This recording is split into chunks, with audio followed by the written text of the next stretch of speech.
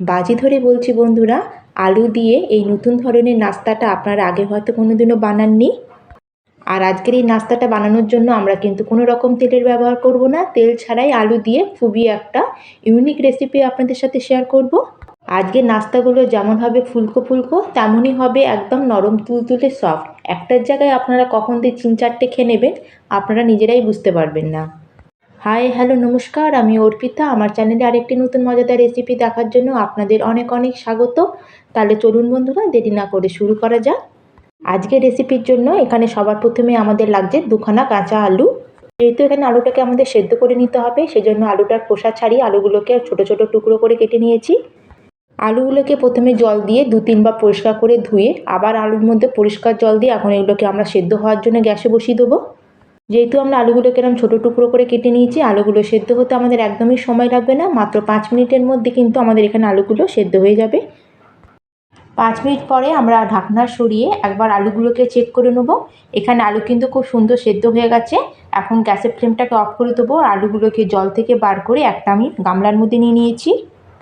এখন আমাদের এই সেদ্ধ করে রাখা আলুগুলোকে ম্যাশ করে নিতে হবে। তার জন্য এখানে আমি একটা ম্যাশার দিয়ে আলুগুলোকে পুরো ম্যাশ করে নেব। আপনারা চাইলে এটাকে গ্রেটারে গ্রেট করেও নিতে পারেন বা হাত দিয়েও ম্যাশ করে নিতে পারেন। খালি আমাদের এখানে খেয়াল রাখতে হবে আলুগুলোকে ম্যাশ করার সময় এই আলুর মধ্যে কোনো যেন আলুর ছোটো বড়ো টুকরো না থাকে। তাহলে কিন্তু যখন আমি আলু দিয়ে আলু রুটিটা তৈরি করব তখন কিন্তু রুটিগুলো একদমই ফুলকো হবে না। আলুটাকে এখানে আমি খুব ভালো করে ম্যাশারে ম্যাশ করে নিয়েছি। আলুটাকে ম্যাশ করার পরে এখন আমাদের এর মধ্যে অ্যাড করে দিতে হবে দই। খুব বেশি দই এখানে আমাদের দরকার নেই। 3 থেকে 4 চামচ মতো এখানে টক দই আপনারা অ্যাড করে দেবেন। আর দইটা এখানে দেওয়ার পরে এর মধ্যে এখন আমি দিয়ে দিচ্ছি 1 চামচ মতো চিনি। এবার আমরা চামচের সাহায্যে দই আর চিনিটাকে ভালো করে আলুর মধ্যে মিশিয়ে নেব। একটা জিনিস বন্ধুরা খেয়াল রাখবেন, দইটাকে কিন্তু ডাইরেক্ট ফ্রিজ থেকে বার করে ঠান্ডা দই এখানে একবারে অ্যাড করে দেবেন না, তাহলে কিন্তু একটা রুটি ফুলবে না। আপনারা এই নাস্তাটা বানানোর আগে কমসে কম 1 ঘন্টা আগে দইটা ফ্রিজ থেকে বার করে রাখবেন। আর এখানে আমি দেখুন সব কিছুকে খুব ভালো করে একবার মিশিয়ে নিয়েছি। সব কিছুকে খুব ভালো করে মিশানো হয়ে গেলে এখন আমি এর মধ্যে অ্যাড করে দেবো 1/2 চামচ মতো ড্রাই ইস্ট। এই ড্রাই ইস্টের দাম খুব একটা বেশি না, তাছাড়া আপনারা বাজারে যে কোনো মুদির দোকানে খুব ইজিলি এটা পেয়ে যাবেন। ইস্টটা দেওয়ার পরে এখন আমরা ইস্টটাকেও দই আর আলুর মধ্যে খুব ভালো করে মিশিয়ে নেব। বন্ধুরা, সেদ্ধ আলু দিয়ে এই নাস্তাটা কিন্তু খুবই টেস্টি তৈরি হয়। আর গ্যারান্টি দিয়ে বলতে পারি আপনারা আগে হয়তো এইভাবে কোনোদিনও বানিয়ে খাননি, সেজন্য আপনারা রেসিপিটা সম্পূর্ণ দেখুন, আশা করি আপনাদের খুবই ভালো লাগবে। এখানে কিন্তু আমি ইস্টটাকে খুব ভালো করে সব কিছুর সাথে মিশিয়ে নিয়েছি। এখন আমরা এর মধ্যে অ্যাড করে দেবো আটা। এখানে আমি 1.5 কাপ আটা নিয়ে নিয়েছি। আপনারা আটার পরিবর্তে ময়দা দিয়েও এটা বানিয়ে নিতে পারেন। আটা দেওয়ার পরে এর মধ্যে আমরা দিয়ে দেবো স্বাদ অনুযায়ী নুন। নুন দেওয়াটা এখানে আমার ভিডিওটা স্কিপ হয়ে গেছে।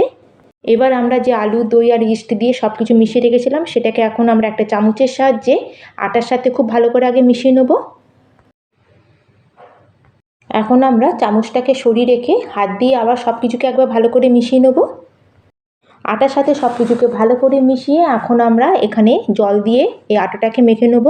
এখানে কিন্তু আমি নর্মাল জলের ব্যবহার করিনি, হালকা একটু উষ্ণ গরম জলের ব্যবহার করেছি। যেহেতু এখানে আমরা ইস্ট দিয়েছি সেজন্য আমাদের এখানে কিন্তু জলটা একটু উষ্ণই নিতে হবে।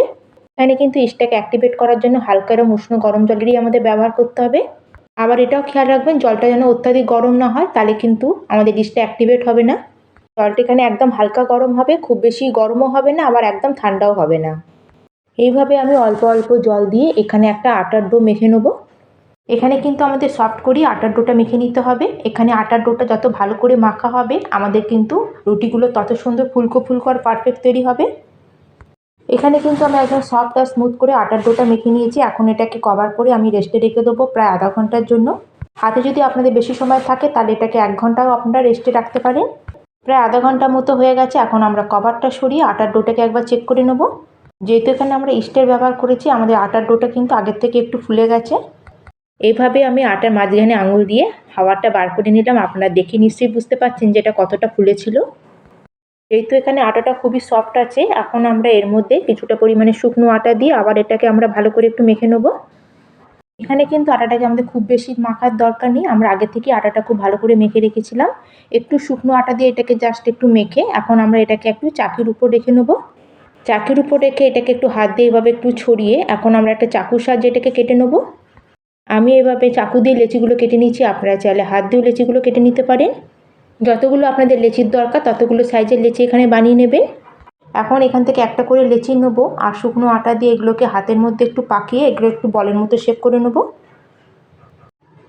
বন্ধুরা, রুটি তো এমন একটা জিনিস প্রত্যেকের বাড়িতেই রেগুলার তৈরি করা হয়, কিন্তু প্রত্যেক দিন একই রকম রুটি খেতে খেতে মানুষ বোর হয়ে যায়। তখন কিন্তু একটু আলাদাভাবে আপনারা এই আলু দিয়ে এই আলু রুটি বানিয়ে দেখতে পারেন। আর এই রুটিগুলো খেতে এতটাই সফট আর এতটাই টেস্টি হয় যে দেখবেন মাঝে মাঝে আপনারা এইভাবে বানিয়ে নিতে পছন্দ করবেন। আর দেখবেন এই আলু রুটিটা কিন্তু বাচ্চা থেকে বড় সকলেরই খুব ভালো লাগবে। এখানে কিন্তু আমি সব লিচিগুলোকে প্রথমে বানিয়ে একটা লিচিকে আমি চাকির উপর রেখে তার উপর দিয়ে সামান্য শুকনো আটা ডাস্ট করে এখন এটাকে আমরা বেলে নেব। আমরা যেরকম রুটি তৈরি করি ঠিক সেরকমই আমাদের এটাকে একটু বেলে নিতে হবে। আর বেলার সময় যদি প্রয়োজন মনে হয় তাহলে আপনারা উপর থেকে শুকনো আটা ডাস্ট করে এটাকে বেলে নেবেন।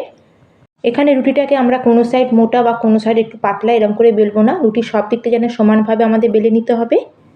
এখানে কিন্তু আমি একটা রুটি বেলে নিয়েছি, আমরা যেরকম নর্মাল পাতলা করে রুটি বেলি ঠিক সেরকমই আমাদের এটাকে বেলে নিতে হবে। আর রুটিগুলোকে সেঁকার জন্য এদিকে আমি গ্যাসে একটা ননস্টিকের তাওয়া বসিয়ে নিয়েছি, আপনারা নর্মাল তাওয়াতে রুটিগুলো সেঁকে নিতে পারেন। এখানে কিন্তু আমি প্রথমে তাওয়াটাকে খুব ভালো করে গরম করে রুটিটাকে তাওয়ার মধ্যে দিয়ে দিয়েছি। আর গ্যাসের ফ্লেমটাকে মিডিয়ামে করে দেবো আর রুটিটাকে প্রথমে একদিক থেকে একটু সেঁকে নেবো।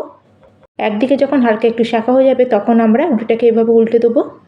আর যখন রুটিটা দুদিক থেকে ভালো মতো সেঁকা হয়ে যাবে তখন গ্যাসের ফ্লেমটাকে আমাদের হাই করে দিতে হবে। এইভাবে চারিদিক থেকে একটু খুন্তি দিয়ে প্রেস করলেই দেখবেন রুটিটা একদম বলের মতো ফুলে উঠবে। আশা করি আপনারা দেখে বুঝতেই পারছেন রুটিটা কত সুন্দর বলের মতো ফুলে উঠছে। আর এই রুটিগুলো এতটাই নরম তৈরি হয় যে এগুলো যদি দুদিন পর্যন্ত আপনারা রেখে দেন তাহলেও কিন্তু একই রকম নরম থাকবে, একটু শক্ত হয় না। আর আপনারা দেখেই বুঝতে পারলেন যে রুটিটা কতটা ফুলকো তৈরি হয়েছে। প্রথম রুটিটাকে আমি রেডি করে নিলাম, একই রকমভাবে আমি বাকি রুটিগুলোকে রেডি করে একটা প্লেটের মধ্যে গরমা গরম সার্ভ করে নিয়েছি। তাহলে বন্ধুরা, আজকের এই আলু রুটির রেসিপি আপনাদের কেমন লাগলো অবশ্যই আমাকে কমেন্ট করে জানাবেন। ভালো লাগলে লাইক করবেন, শেয়ার করবেন। আর চ্যানেলে যদি নতুন হয়ে থাকে চ্যানেলটিকে যদি না এখনও সাবস্ক্রাইব করে থাকেন চ্যানেলটিকেও প্লিজ সাবস্ক্রাইব করে দেবেন।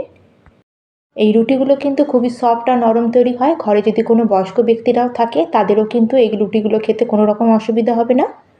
রুটিগুলো এতটাই সফট তৈরি হয় যে বন্ধুরা আপনারা যেরকমভাবে এটাকে মুড়িয়ে নেন রুটিগুলো কিন্তু একটুকু ছিঁড়ে যাবে না। রুটিটা এতটাই সফট, কত সুন্দর হাতের মুঠোর মধ্যে চলে আসছে। আর রুটিগুলো তৈরি করে নেওয়ার পরে আপনারা কোনো ঢাকা চাপা দিয়ে রাখবেন, দেখুন রুটিগুলো একটুকু শক্ত হবে না। এই রুটিগুলো খেতে এতটাই সুস্বাদু হয় যে বন্ধুরা আপনারা এগুলোকে শুধু শুধুই খেতে পারবেন, এর সাথে খাওয়ার জন্য আর কিছুই লাগবে না। বন্ধুরা, একবার হলেও কিন্তু আপনারা অবশ্যই এই আলু রুটিটা বানিয়ে দেখবেন, আশা করি আপনাদের খুবই ভালো লাগবে। রেসিপিটা যদি একটু ভালো লাগে অবশ্যই একটা লাইক করে দেবেন। তাহলে আজকের মতো এখানেই শেষ করলাম, আবার চলে আসবো এরকম নতুন নতুন রেসিপি নিয়ে। ধন্যবাদ।